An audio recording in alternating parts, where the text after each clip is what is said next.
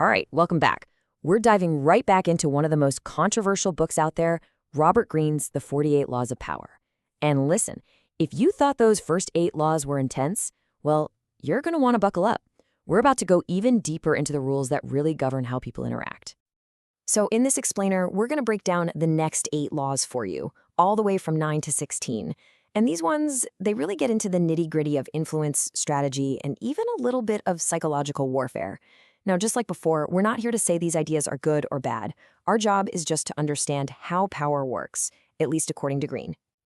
Okay, here's our game plan. We'll kick things off with the art of influence, then we'll jump into strategic positioning, and to wrap it all up, we'll see how it all fits together in this big, complex game of power. All right, first up, the art of influence, covering laws 9 through 12. This isn't about being the loudest person in the room. Nope, this is all about the subtle stuff. Persuasion, perception, the kind of control that happens just under the surface. So let's get right into it. Law number 9, win through your actions, never through argument. This is all about the difference between just talking a big game and, well, actually winning it. I mean, think about it. You can win an argument, right? Make someone verbally tap out. But what have you really won? Greene says that's a hollow victory because you've just created resentment. Instead, he says to show them. Don't tell them your idea is better. Let the results do the talking. An undeniable success is way more powerful than any argument, and it doesn't leave a bitter taste in anyone's mouth. Okay, now for Law 10. And this one gets a lot of heat. It's called infection. Avoid the unhappy and unlucky. The idea here is pretty stark. Greene basically says that negativity and bad luck aren't just feelings. They're like a virus that can absolutely wreck your own life if you get too close. Yeah, this one is brutally pragmatic, isn't it? Greene's not saying to be heartless. He's saying that some people are stuck in a cycle, a downward spiral of their own making, and if you're not careful, you'll get pulled right in with them. So, the law suggests you should actively seek out the opposite. Surround yourself with fortunate, positive people, because that energy is just as contagious. All right, on to Law 11. Learn to keep people dependent on you. Now, this one feels a little backward, right? Most of us don't want people depending on us, but Greene flips that on his head. He argues that real security, real power, comes from making yourself absolutely essential to others. It's simple, really. If people need you for their own success or happiness, they can't get rid of you. Think about that one person at work who's the only one who knows how to fix that one critical piece of software. They're basically untouchable, right? The more you're relied on, the more freedom you actually have. You become a master of your own destiny because you're a critical piece in everyone else's puzzle. Now we're really getting into the deep psychological stuff with Law 12. Use selective honesty and generosity to disarm your victim. This is all about using honesty as a tool, or maybe even a weapon.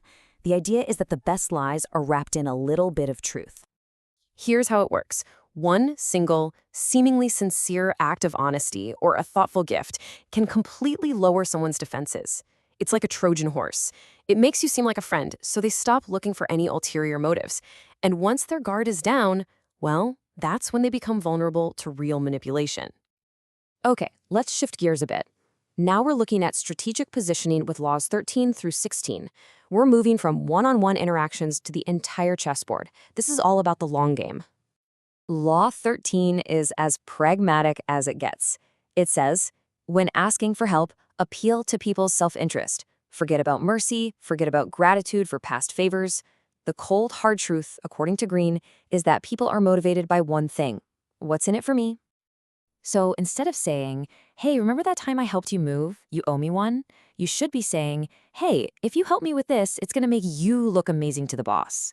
You find out what they want, and you frame your request as the perfect way for them to get it. Do that, and you'll have people lining up to help you.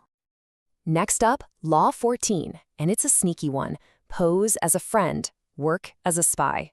This is about transforming every friendly chat, every coffee meeting, into an intelligence-gathering operation. Because as we all know, knowledge is power. You're not just making small talk. You're a detective. You're probing, asking clever, indirect questions to get people to spill their secrets, what they want, what they're afraid of, what their next move is. You learn to read between the lines. While they see a friend, you're collecting the critical information that will always keep you one step ahead of the game. And now we come to it, Law 15. This might just be the most ruthless, most infamous law in the entire book. The message is brutal and clear. Crush your enemy totally. No half measures.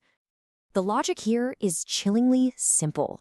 If you leave even one single ember smoldering, it will eventually burst back into a fire.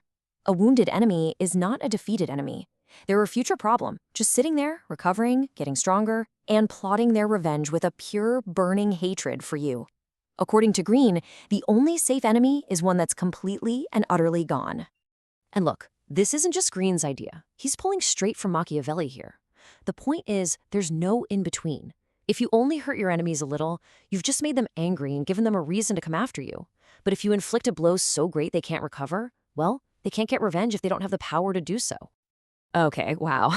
After the sheer brutality of Law 15, this next one feels like a total change of pace. Law 16 brings us back to the world of perception. It's use absence to increase respect and honor. And really, it's just basic supply and demand, but applied to you. It's that old saying, right? Familiarity breeds contempt. If you're always there, always available, people just start to take you for granted. Your value goes down. But if you make yourself scarce, if you strategically withdraw for a bit, suddenly people start talking about you. They miss you, and when you finally do reappear, your presence has way more impact.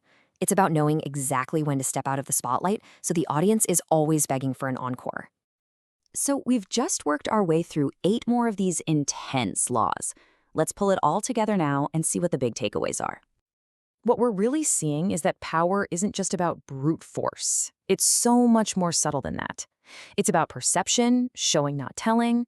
It's about strategy, making yourself indispensable and managing your presence. And it's about being decisive, understanding human nature well enough to know when to be a friend, when to be a spy, and, in some extreme cases, when to remove a threat completely. And that really brings us to the big question, doesn't it? As you look at these laws, what do you see? Is this a practical roadmap to success, a guide to how the world really operates? Or is it something darker, a cautionary tale about the cynical, manipulative side of human nature? Ultimately, I think the answer to that says more about us than it does about the book.